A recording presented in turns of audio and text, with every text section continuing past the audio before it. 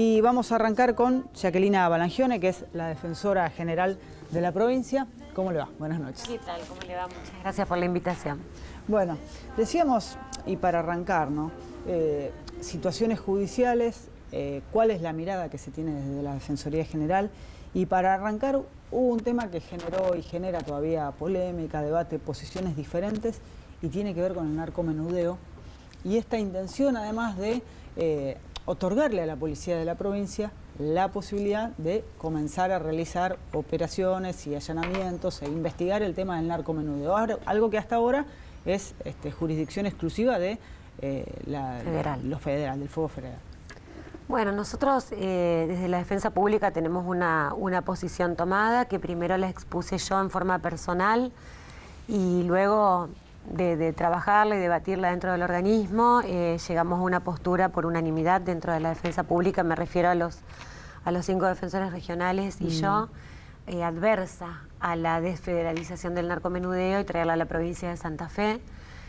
También en esta posición nos acompaña el Consejo de la Defensa, que es un órgano asesor de la defensa compuesto por legisladores, colegios de abogados, defensores, instituciones intermedias, ONGs, el gremio de trabajadores. Una posición casi común. Una posición común. La mesa del Consejo no es unánime, pero por una amplia mayoría también se decidió manifestarse en contra de la desfederalización del narcomenudeo por diversos motivos. El principal motivo es, bueno, el ya conocido que tiene que ver con que pensamos que el narcotráfico es un delito complejo, que tiene distintos grados de intensidad y de responsabilidad penal en su cadena, y que esto de cortar esa cadena o este delito complejo, que son compuestos por una serie de actos que hacen al hecho en sí, reprobado por la política criminal del Estado, que decide criminalizarlo, ¿no es cierto? Porque bueno, podríamos tener otra opción estatal que podría ser legalizar el tema de la droga y tomar en su mano el Estado todo lo que es la producción y la distribución y de esa manera poder erradicar el narcotráfico, política que vienen siguiendo los países más desarrollados y que se propone desde la Comisión para el Desarrollo de América Latina. No obstante, bueno, Argentina tiene decidido criminalizar, lo recepta en una ley que establece una competencia federal exclusiva. Sabemos que la competencia federal es extraordinaria, es la que se ocupa de casos que están particularmente detallados en determinadas leyes que asignan la competencia federal justamente por el tipo de conflicto, por el tipo de hechos, entre ellos el narcotráfico, también la trata de personas, el contrabando, que son aquellos supuestos criminalizados, o sea, establecidos por la política criminal del Estado como delitos, que trascienden fronteras, entre las provincias y muchas veces fuera del país también. Entonces, con esta decisión de sesgar esa situación conflictiva que encierra un conjunto de acciones y cortarla en lo que es narcomenudeo y dejar el narcomenudeo, pasarlo a la policía y a la justicia provincial, nosotros sabemos que eso va a traer una multiplicación de casos de encierro, que van a dar lugar a encierro, que va a recaer sobre el consumidor, porque entre el consumidor y el narcomenudeo hay una fina raya que separa y que además normativamente tampoco todo este conjunto de normas establecen cuándo es narcomenudeo y cuándo es consumo. Claro. Además, para nuestra ley de estupefacientes, más allá de los fallos de la Corte que hay, que en el sistema argentino que tenemos el control de constitucionalidad que es difuso y que además los jueces no están obligados a seguir la jurisprudencia, ¿no es cierto? Porque después hay un sistema de control de recursos para la sentencia de los jueces. Para la ley, la tenencia para consumo es delito. ¿Hay experiencias en otros lugares del mundo de pasar esto de las jurisdicciones? No. Para tener una idea y una dimensión del delito. Y esto teniendo en cuenta además, y viene a cuenta, ¿no? Los monos, los primeros procesos y el encierro de muchos de los cabecillas tienen que ver con dispositivos e investigaciones que hizo la justicia provincial, pero no por narcotráfico. Exactamente. Bueno, ejemplos tenemos más que en otros países. Yo citaría ejemplos de las provincias argentinas, porque ya hay unas cuantas que han pasado han asumido esto de la desfederalización, llevando al ámbito provincial, al ámbito local, y la experiencia no es buena. La experiencia no es buena desde distintos puntos de vista. Por ejemplo, la Nación en ninguno de estos casos ha cumplido con la transferencia de fondos para poder afrontar la necesidad de mayores recursos humanos, materiales y de investigación para esto. Además que, por ejemplo, yendo al caso de Santa Fe, nosotros tenemos el sistema acusatorio, que el sistema acusatorio justamente se caracteriza por poder tener una respuesta más rápida. Entonces, rápidamente, cuando en el caso de las provincias que ya tienen sistema acusatorio, se ha multiplicado la cantidad de personas privadas de libertad, lo cual no es un problema menor ni un problema aislado, porque las cárceles nuestras están superpobladas. Hoy en la provincia de Santa Fe hay aproximadamente 6.000 presos. En cárceles provinciales. En cárceles provinciales. No tenemos cárceles federales en Santa Fe. Entre 500 y 600 son presos federales, de los cuales la mayoría provienen de situaciones de narcomenudeo. Un reclamo histórico, además. Un reclamo histórico. La construcción de una cárcel federal que no es de esta gestión, sino de gestiones anteriores. La construcción de la cárcel, y además que, bueno, está prometida en Coronda, pero no avanza. Y además también el pago del canon que tiene que pagar la Nación, porque la provincia se hace cargo de todos esos presos federales.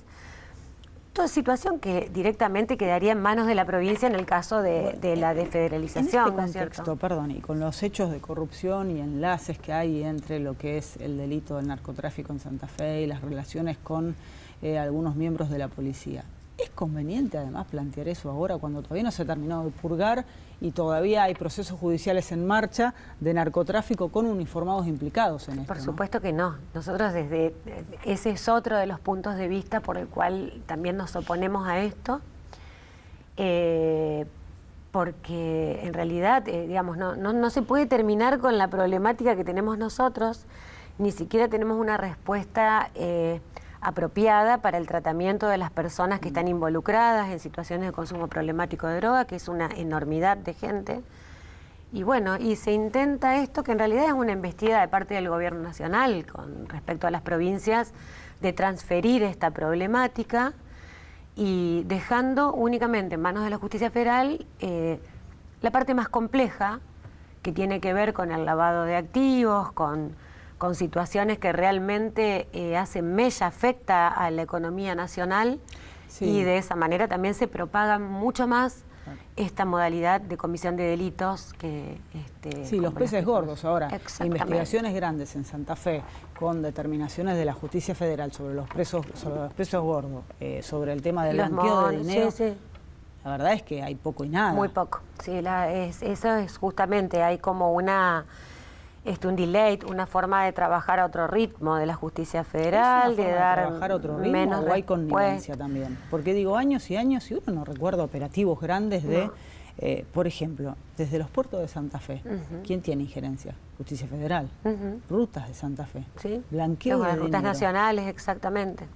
Digo, es como que... Sí, igualmente nosotros también en la provincia tenemos, bueno, hay una unidad de fiscales que está, digamos, destinada o armada para la investigación de delitos de guante blanco, de delitos que tienen que ver con lo económico, y que bueno, es bastante nuevo esto de la implementación, desde la implementación del sistema acusatorio, pero es donde, la otra vez lo escuchaba al fiscal de Luca, de la Cámara de Casación Federal, justamente en unas jornadas que armamos nosotros en Santa Fe el año pasado, que comentaba esto, ¿no? Que los fiscales realmente tienen que poner su mira, el interés en la investigación, en este tipo de delitos que son justamente los que traen consecuencias en la economía nacional, generando mayor pobreza, un desequilibrio en la distribución de la riqueza, y además generando todo un ambiente, un caldo, digamos, del que es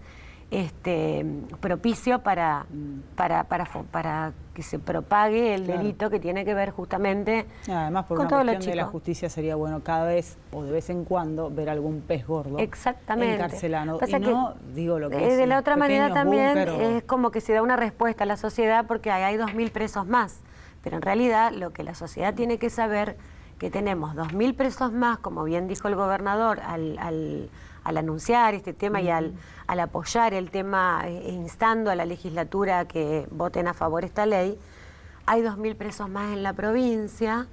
Y en realidad eso no es una solución del problema, porque el problema del narcomenudeo queda afuera. Claro. Se meten adentro a los peces más flacos, digamos, a los últimos, delgada, a la cadena, ¿no?, más delgada, a la parte más delgada de la cadena de este delito complejo, pero el problema queda afuera porque esa gente es fungible. Personas menores de edad, muchas mujeres. Yo le voy a preguntar por el tema de mujeres. Cuando arrancábamos la conversación, puntualizaba el tema de la despenalización, y en muchos países está ya implementado. Así es. Argentina pareciera todavía no estar preparada como para un debate serio. Sin embargo, en los países que se ha despenalizado también han bajado el tiempo de delitos violentos. Exactamente. Como dato interesante, ¿no? El Estado haciéndose cargo, pero además con un sistema de soporte de salud, porque son varias. Digamos, la opción es combatir la droga mediante la guerra contra las drogas, que es lo que se viene haciendo en Latinoamérica desde los 90. Con un negocio desde fabuloso, los 90, ¿no? Claro, pero además el Estado, ¿cómo lo hace? Lo combate mediante la violencia. Y justamente criminalizando el hecho. En México hay un estudio que durante 10 años se murieron 200.000 personas por la guerra contra las drogas, mientras que 5.600 murieron por consumo de droga. Entonces, es mayor el daño que se genera para combatirla, y además se gasta mucho más dinero y el problema no se termina, porque esas 200.000 personas que murieron no son narcotraficantes, todas, algunos sí, claro, pero de ahí murieron jueces, volaron el edificio de tribunales entero, personas civiles que no tenían nada que ver con eso, un montón de gente de sectores más vulnerables que trabajan a favor de esos carteles, que los carteles siguen en pie. Inclusive, bueno, el problema ahora es que hay militares y hay gente, digamos, de los gobiernos en México y en los países de Centroamérica más comprometidos, digamos, más directamente vinculados a la producción de drogas, que siguen vigentes. ¿Los Estados no avanzan con la despenalización porque es un negocio también para el Estado? Yo creo que no se le da, yo no sé cuáles son los motivos, yo creo que no se le da un tratamiento serio al tema como se le debería dar, que es un problema realmente de salud pública, optimizando los recursos, fortaleciendo todo lo que es el abordaje desde un sistema de salud para poder frenar el tema del uso problemático de drogas y, bueno, tratar de trabajar con la gente que ya lo hace y que de pronto eso ya sabemos tiene una directa injerencia en cuestiones actitudinales, en el tema de la comisión de delitos, que no hay una vinculación directa, que el que va a consumir droga va a cometer delito. No es así directo. El tema es que hay un sector grande de pobreza en nuestro país, en donde la pobreza atraviesa todas las situaciones de vulnerabilidad que pueden pasar las personas, depende del grupo al que pertenecen, mujeres, niños y niñas, varones también, varones que no tienen trabajo.